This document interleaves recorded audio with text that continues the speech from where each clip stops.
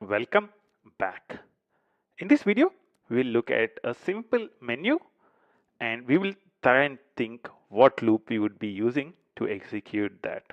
What we want to do is we would want to have a similar thing that we did when we did the if exercise.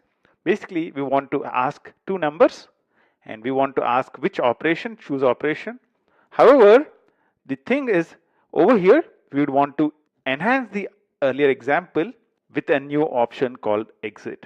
So as long as a user keeps entering a valid operation 1, 2, 3, 4, we would want to continue executing it. So we would want to continue executing until user enters an option 5 when we say exit out. Think about what loop would you be using for this and try and do this as an exercise. So we take an input as two numbers. We would ask for an operation. As soon as user enters the operation, we execute it and give the result and ask the user again until user presses 5. Try and do this as an exercise and pause the video in here. What we'll do is we'll start off with the number one menu.py. That's the thing which we created earlier. So I'll copy it again, copy and paste it, copy paste, and I'll say number menu in a loop and say okay, cool, right? So number menu in a loop, that's what we would want. Control 1, get rid of it. I want to focus on the code, so I'll minimize this as well.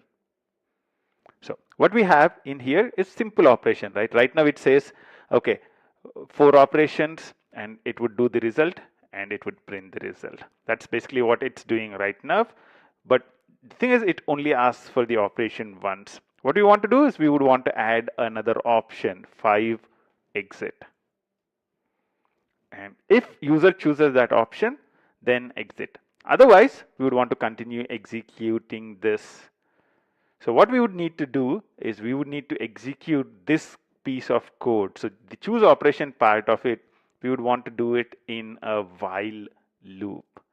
So what we'll do is we'll start creating a while loop. We'll say while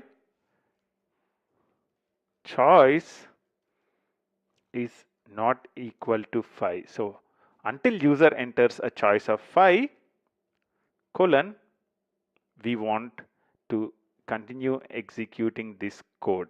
And at the end, we would want to again ask for a choice. Why are we using a while loop and not a for loop?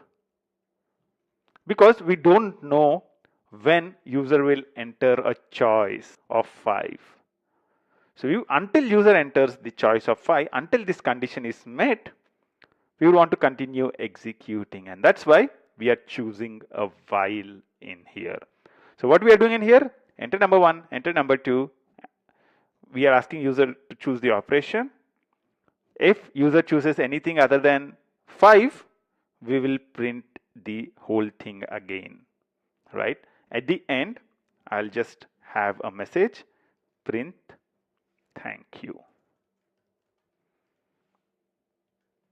So what happens if this is not met, or when the entire thing continues execution, print thank you will be executed. Let's run this and see what would happen. Enter number 1, 12, number 2, 5. Now I would want to do addition. So it's printing addition. 2, it's doing subtraction. Was that right? So it's 12 minus 5. That's cool. Let's do multiplication. 12 into 5 is 60. That's cool. Now let's enter 5. It says thank you and it exits. So these are the kind of situations when while loop is really appropriate to use. What we are doing in here is we are actually taking the numbers as input.